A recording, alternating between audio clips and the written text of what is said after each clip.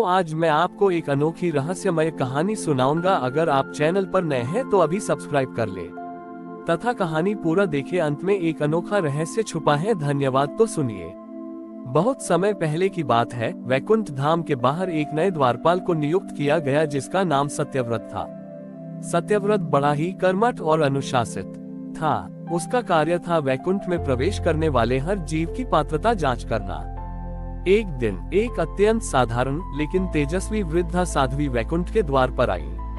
उनका नाम रत्नगर्भा था। रत्नगर्भा ने जीवन भर केवल भगवान विष्णु के नाम का जाप किया था और निस्वार्थ भाव से लोक सेवा की थी। उनकी झोली में केवल एक पुराना फटा हुआ वस्त्र और कुछ तुलसी के पत्ते थे। सत्यव्रत ने रत्नगर्भा को रोका और कठोर स्वर में पूछा, देवी, वैकुंठ में प्रवेश केवल उन्हीं को मिलता है जिन्होंने महान यज्ञ किए हो या बड़े दान दिए हो या कठोर तपस्या से पुण्य अर्जित किया हो। आपने अपने जीवन में क्या विशेष किया है? आपकी पात्रता का प्रमाण क्या है?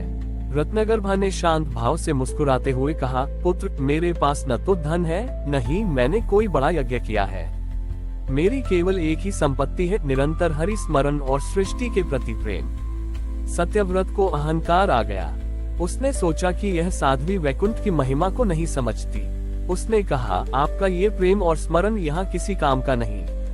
ये भगवान विष्णु का धाम है। यहाँ केवल महान पुण्य ही प्रवेश पाते हैं। आप वापस जाएं। तभी वैकुंठ के भीतर से एक अद्भुत सुगंध और प्रकाश द्वार की ओर आया।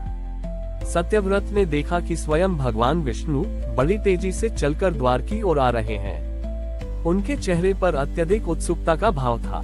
द्वारपाल ने झुककर प्रणाम किया, प्रभु, आप बाहर किस लिए पधारे?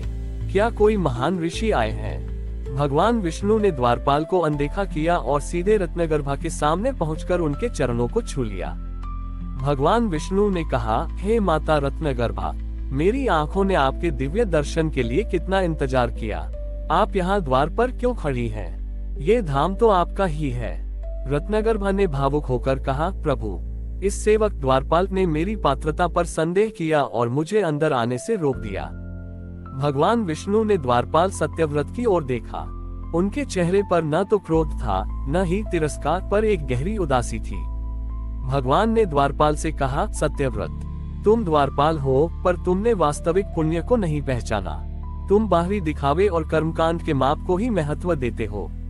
उन्होंने रत्नगर्भा की ओर संकेत करते हुए कहा, इन्होंने अपने जीवन में जो पुण्य कमाया है वह किसी महान यज्ञ से कई गुना बड़ा है। क्या तुम जानते हो इनका सबसे बड़ा पुण्य क्या है? भगवान ने स्वयं उत्तर दिया, इनका सबसे बड़ा पुण्य यह है कि इन्होंने अपनी हर क्रिया को मुझ में अर्पित किया। इन्होंने कभी किसी फल की इच्छा नहीं की। जब इन्होंने किसी भूखे को रोटी दी तो यह नहीं सोचा कि यह दान है। इन्होंने केवल मुझे ही भोग लगाया। जब इन्होंने किसी रोगी की सेवा की तो यह नहीं सोचा कि यह कर्म है। इन्होंने केवल मेरे ही चरण दबाए।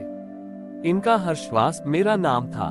सत्यव्रत, हजारों कर्मकांडों का पुण्य एक तरफ और निष्काम प्रेम और सर्वस्व समर्पण का पुण्य दूसरी तरफ। ये साध्वी रत्नगर्भा कर्मों के बोझ से मुक्त है, इसलिए इनका हृदय स्वयं वैकुंठ है।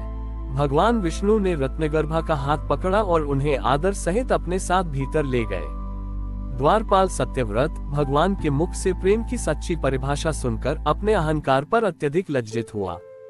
उसे ज्ञान हुआ कि भगवान बाहरी संपत्ति या दिखावटी कर्मों से नहीं रीझते, बल्कि वह एक केवल निर्मल हृदय और निष्काम प्रेम को ही देखते हैं। उस दिन के बाद सत्यव्रत ने द्वारपाल के रूप में नहीं बल्कि एक जिज्ञासु भक्त के रूप में हर जीव का सम्मान करना शुरू कर दिया।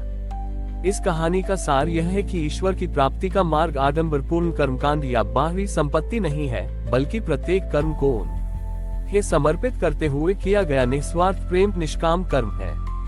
जब भगवान विष्णु रत्नगर्भा माता को आदर सहित वैकुंठ के अंदर ले गए तो द्वारपाल सत्यव्रत द्वार पर ही सिर झुकाए खड़ा रहा। भगवान के शब्दों ने उसके मन से अहंकार और भ्रम का पर्दा हटा दिया था।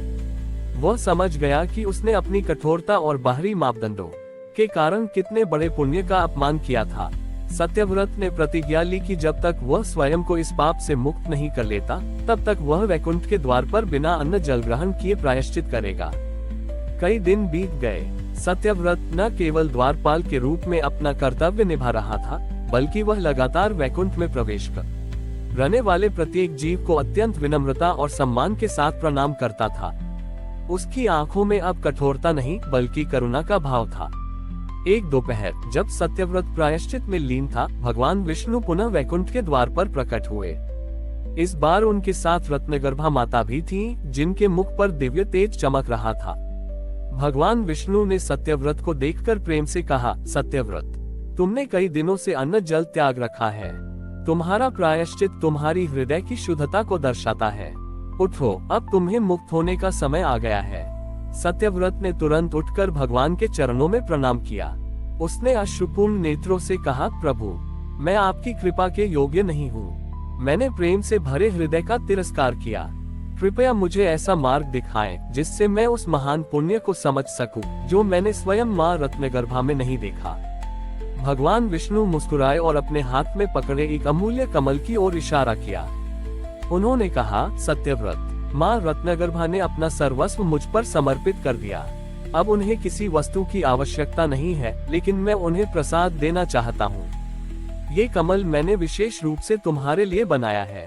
भगवान ने सत्यव्रत को वह कमल सौंपते हुए कहा, तुमने अपनी भूल से सीखा है और यही सबसे बड़ा तप है। अब तुम ये कमल लेकर पृथ्वी लोक पर जाओ।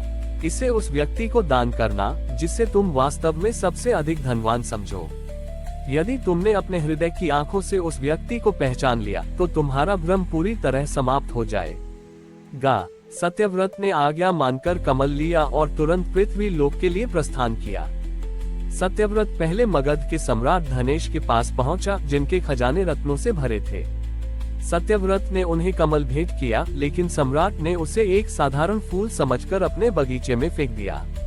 सत्यव्रत समझ गया, धन की अधिकता धनवान होने का प्रमाण नहीं है। फिर वह एक महान दार्शनिक के पास पहुंचा, जिसने हजारों ग्रंथों की रचना की थी। सत्यव्रत ने उन्हें कमल भेंट किया, पर दार्शनिक ने उसे एक क्षण देखा और फिर ज्ञान चर्चा में व्यस्त हो गए। सत्यव्रत समझा, अथाह ज्ञान का अहंकार व्यक्ति को वास्तविक सौंदर्य से दूर कर देता है। अंत में सत्यव्रत थककर एक छोटे से जीर्ण शीर्ण गांव में पहुंचा। वहां उसने देखा कि एक वृद्धा झोपड़ी के बाहर बैठी है। उसके चेहरे पर जीवन भर की गरीबी की रेखाएं थीं, पर उसकी आंखें शांति से चमक रही थीं। सत्यव्रत ने देखा कि उस वृद्धा के पास एक छोटा सा मिट्टी का दीपक रखा है, जिसमें बस थोड़ा सा तेल बचा है। तभी एक भिक्षुक वहां आया और भोजन मांगा।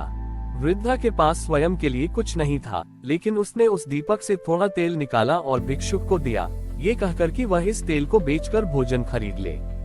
वृद्धा ने अपनी एकमात्र संपत्ति थोड़ा सा तेल भी बिना किसी संकोच या शिकायत के दान कर दिया। उसके मुख पर कोई दुख नहीं था, बस देने का संतोष था। ये देखकर सत्यव्रत की आंखें भर आईं। उसने पहचान लिया, ये हृदय ही वैकुंठ है। इस वृद्धा ने अपने पास जो कुछ भी था उसे बिना किसी अपेक्षा के दे दिया। सत्यव्रत ने तुरंत जाकर वह अमूल्य कमल वृद्धा के चरणों में रख दिया और कहा, हे माता, आप ही इस पृथ्वी की सबसे धनवान प्राणी हैं। आपने अपने पास बचा हुआ आखिरी तेल भी बिना किसी संकोच के दान कर दिया।